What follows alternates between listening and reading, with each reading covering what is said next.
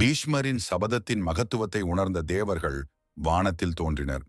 இந்திரன் முன்னின்று பேசினான். தேவவிரதா, உன் சபதத்தின் கொடூரத்திற்கு ஈடு இணையே இல்லை. உன் தியாகத்தால் நாங்கள் மிகவும் மகிழ்ச்சி அடைந்தோம்.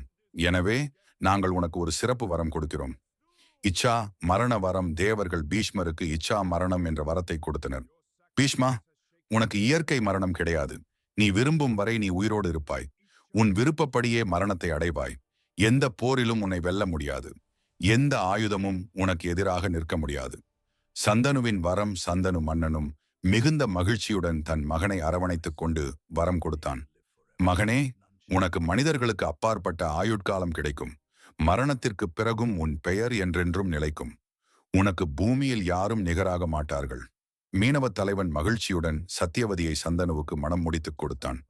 சந்தனுவும் சத்தியவதியும் இனிதே வாழ்ந்தார்கள். அவர்களுக்கு 2 மகன்கள் பிறந்தார்கள். சித்திராங்கதன், விசித்திரவீரியன். மகாபாரதம் வரலாறு அல்ல, மனித மனத்தின் உண்மை. இந்த மகா கதையை தவறாமல் காண சப்ஸ்கிரைப் செய்யுங்கள்.